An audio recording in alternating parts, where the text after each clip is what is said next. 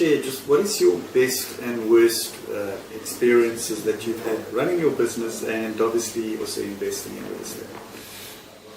Well, thank you, Neil, for having me on your show. Pleasure. And I started in the sweet business and had a sweet factory and realized that it wasn't a great business going forward.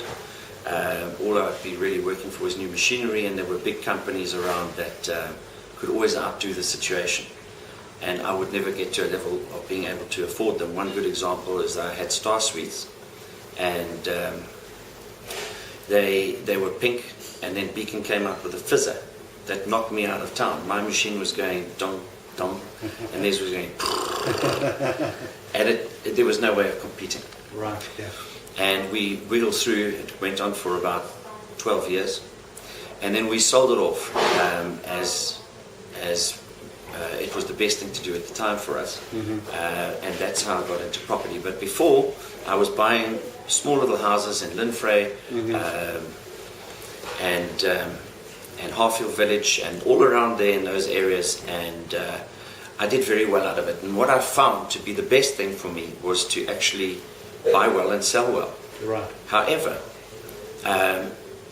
holding on to it was always the time and the money spent on doing that and getting the work done, and always difficulties with getting the work done. I found that my strength was negotiating. Right. Right. And I loved negotiating and buying and selling, and loved property. Had a passion for it. So did my grandfather. He did very well out of it. So it was kind of in our blood. And so I moved forward with that, going to Pam Golding for the first year. Right. And the second year, after 3 years, went off to Greeff Properties as the regional director, and stayed there for 3 years, and unfortunately that all stopped very suddenly. And I was put in a position where I actually wanted to go on my own. Right. It's very daunting at the time, the whole process, but in the end of the day, when things happen and you feel they're disastrous, it actually isn't, because it pushes you to different places that you have to go to and lift your levels. So I was very lucky in the beginning, because a business in the service business is all about our people and how they're trained to have that unique touch, which is a differential from everyone. And by the way, we did the rebranding to differentiate ourselves, to be different from every other real estate company. No confusion. Right. A lot of the top agents in these companies I've worked for knew me, trusted me, understood me, and they didn't want to be in big corporates.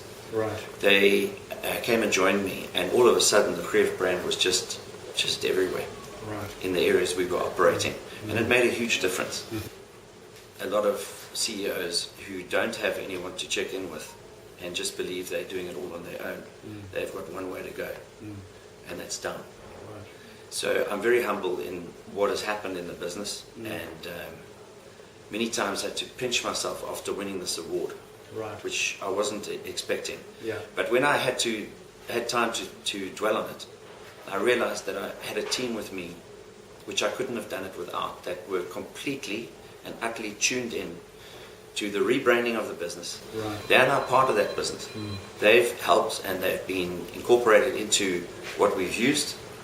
And so it's a team. The opportunity, it's absolutely been wonderful chatting to you, and congratulations on your award, and I wish you all the best with your business in the future. Thank you very much. Thanks for having me.